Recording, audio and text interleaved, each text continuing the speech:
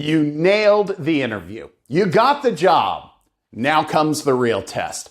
How do you make the kind of first impression that actually sticks?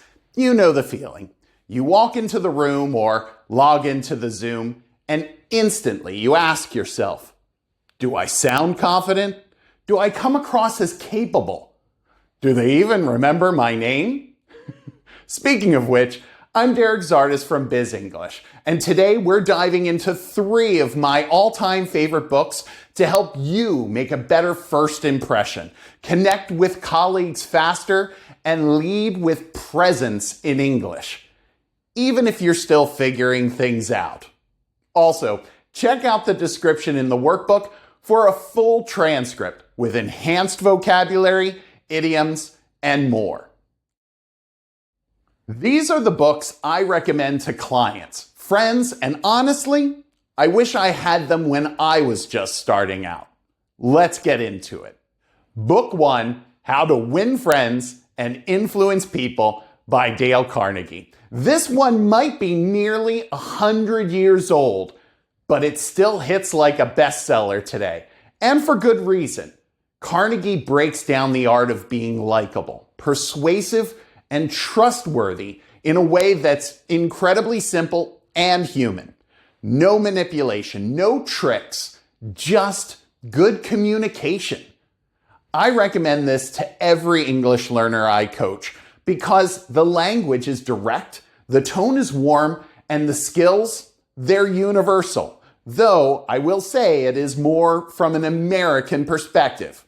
Listening, remember names, showing appreciation, those things open more doors than a flashy CV ever will. If you want to stop overthinking your English and start connecting naturally, this is a go-to. Unique vocabulary, rapport, sincerity, flattery, influence, tact, criticism, admiration, and diplomacy. Book 2 today, The Charisma Myth by Olivia Cabane. Olivia flips the script on what we think charisma is. It's not about being loud, extroverted, or born with it. She argues charisma is a skill, a combination of presence, warmth, and power. And the good news? You can learn it. This book blends psychology, mindfulness, and leadership communication in a really practical way. No fluff, no fake it until you make it advice. For professionals using English as a second language, it offers tools for showing confidence, even if you're still making grammar mistakes. I've seen this book shift how clients carry themselves in interviews, client pitches, and leadership meetings. Vocabulary that you should learn: magnetism, gravitas, presence, composure, allure, posture, projection, and resonance. Book 3 today is Give and Take by Adam Grant. This one always sparks great conversations in class. Grant's research breaks professionals into 3 groups: givers, takers, and matchers. And surprisingly, it's the generous ones, the givers, who tend to rise highest in the long run. Why? Because people trust them, remember them, recommend them. This book helped me rethink networking, leadership, even emails.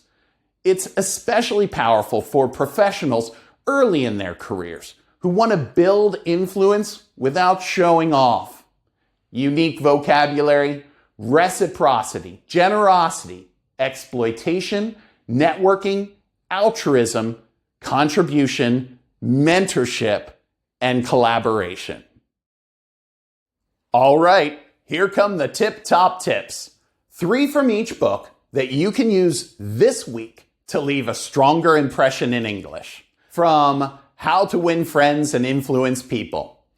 Use people's names in conversation. It's one of the sweetest sounds in any language.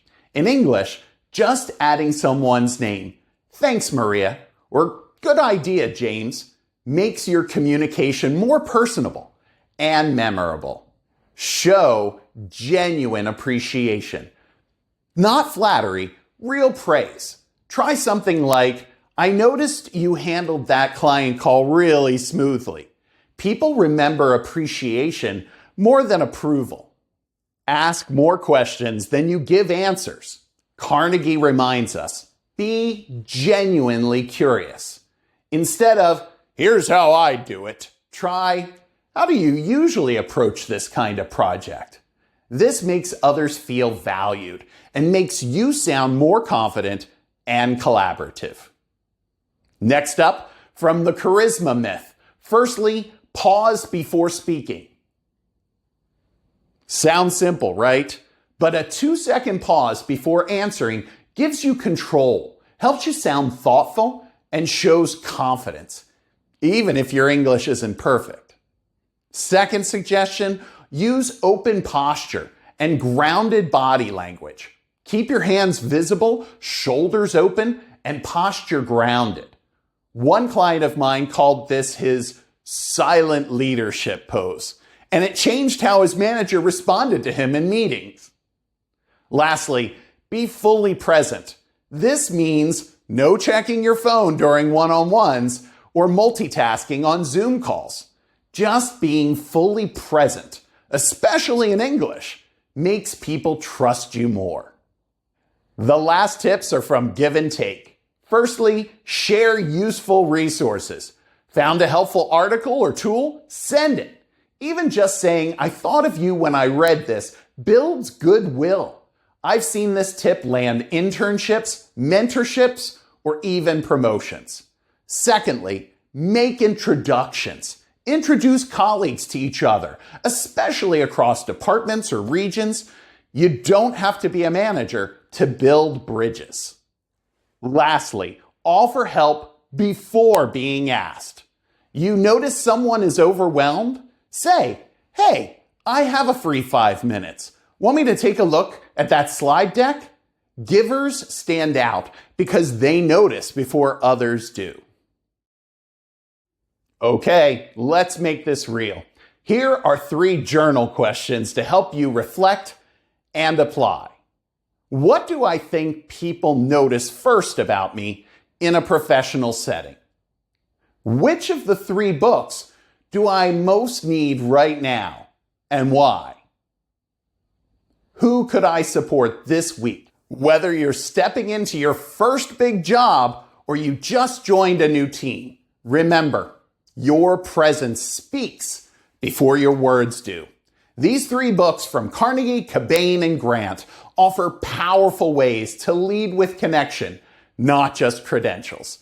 If you want to go deeper, grab the free workbook below. It includes vocabulary, key phrases, and reflection prompts.